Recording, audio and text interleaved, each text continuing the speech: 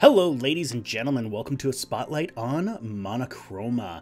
This is a game that's been developed by Nowhere Studios and is due to be released on Steam on May 28th. They went through Kickstarter, got it successfully funded for $84,000 some odd dollars, which is pretty good. They were asking for $80,000, they got $84,000. They were then greenlit. I don't know how long it took them to greenlight, but they were greenlit. And now it's due for release. Currently, the only place it's available as of the time of this recording is you can pre-order it on their website. They have a little widget there. It's $19.99. It will be available on Steam, but they don't have the Steam store page up as of the time of this recording. By the time you're seeing this, it very likely will be up. I'm hoping it will be. There will be a link in the description to it. So if it's up, it's there. So let's hop in here and take a look at what we've got. So we're right at the beginning here. I've played for 4 hours now, and it looks really good. I like the art style. It's very dark. It's supposed to be a cinematic dystopian puzzle platformer. So it's kind of based around their feelings of, you know, growing up on a farm and then having industry come in, which is a similar theme to actually the Lord of the Rings, but we won't get into that. So here you are, this is your main character, and you are the older brother. This is your little younger brother. He was just flying a kite and decided to go on top of this roof and fell through. And presumably, he's hurt himself. I don't know what part of himself he's hurt. It looks like he's hurt his hand, but apparently that's enough to make you have to carry him. So when you get out of range of him, you will just kind of hit this invisible wall and turn around and look back, like you need to go and get your brother. There's no real indication of what you have to do. Everything is done, well, kind of subtly, visually. So in this case, you see that he's sitting in the light.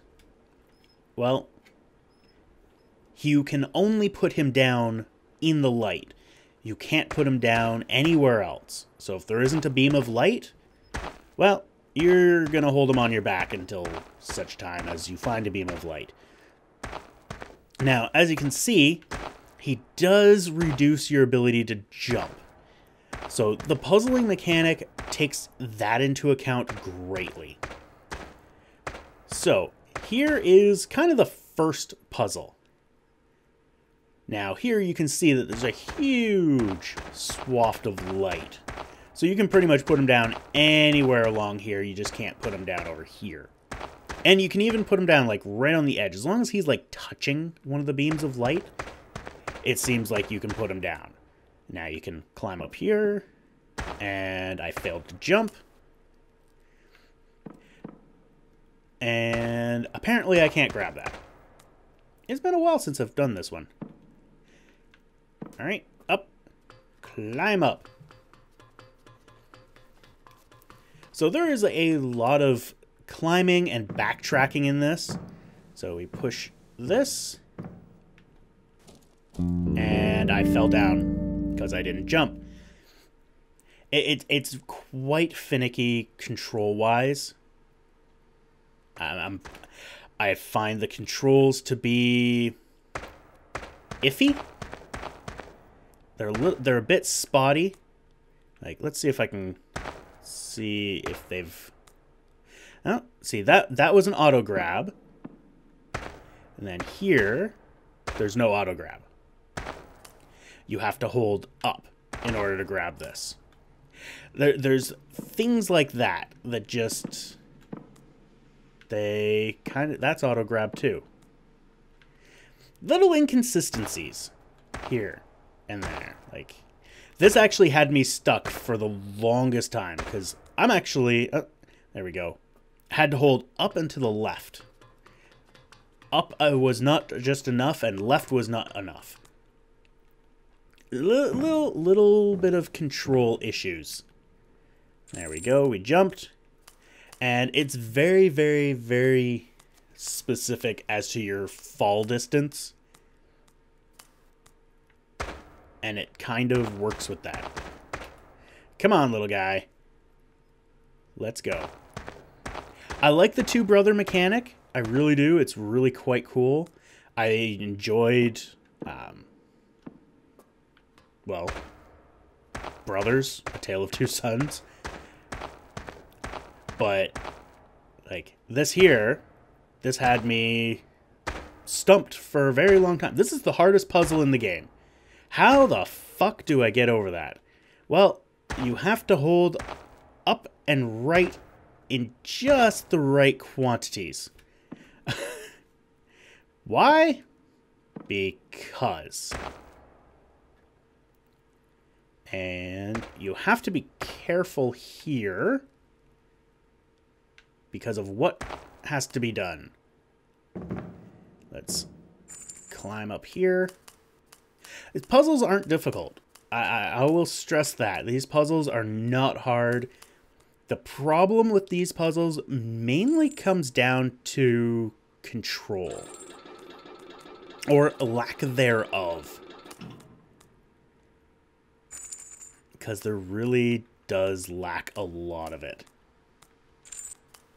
Come on. Jump down. There we go. The control system is not smooth. It requires the animations to be 100% complete before you can do anything else. It just... Right, I gotta go up. It just feels so slow. And that's, like, this part here is actually pretty good. This is one of the best parts of the game. It's here, jump down here. But I think shortly after this is where things kind of fall to shit. Pick you up. And I believe we have to go up here. It's just, how do I say this?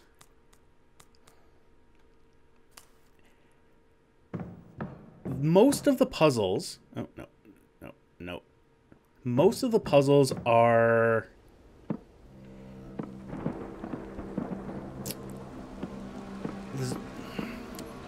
they're very speed-based. You have a lot of timing. Tons of timing-based stuff. Like, what do we got here?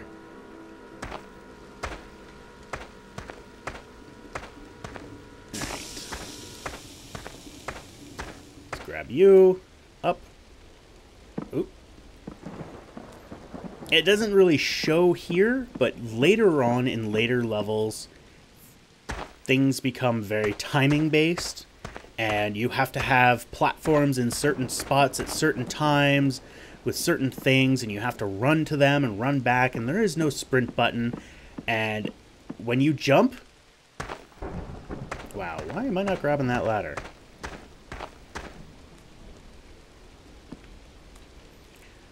When you jump, you stop. There is no ability for forward momentum.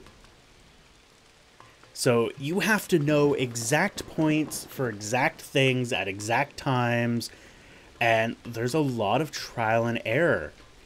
It just doesn't have the control scheme to support that. It's very, very flaky controls, a good way to describe it, maybe. The control system needs to be tightened up greatly. Because it does not allow for such complicated puzzles. It doesn't hold itself to that. And unfortunately, they have a huge use of it. Actually, we're pretty much right at one of these puzzles that is not... It's obvious what you have to do, but there's just so much timing involved. Like, so you have to run all the way over here for pretty much no reason except to display more of the area.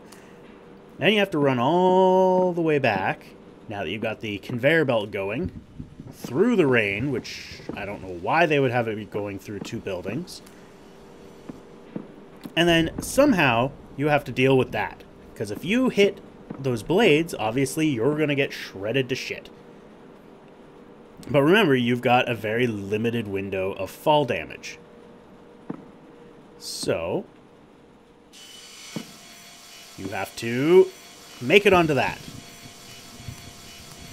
before you get ground down, and then you can land here. And it gets way worse. And then you've got this. So there's... I actually don't remember much more than put him here. Just a lot of back and forth, a lot of, you know, wandering around. Like, it was just out of reach. It's awkward. It's very awkward. I really would like to enjoy this game, but I can't. It's... To get as far as I have with it has been a chore. It is not enjoyable. It is just frustrating and awkward. There's a lot of just walking. Like, these kind of puzzles here, or not puzzles, the jumping, that's something I would expect from Mario. It's just... this. Like, whole sections that could be cut out. What was I stuck on there? I don't know. Why is this tree even here? I don't know. It just feels like things that could have been just cut right out. That was kind of cool. But now we've got this barrel, which you bring it into the rain, it goes out. Convenient. But now you jump on top of it, because apparently it's solid. Just some things. There's nothing major wrong with this game. It's a bunch of minor things that just make it dull.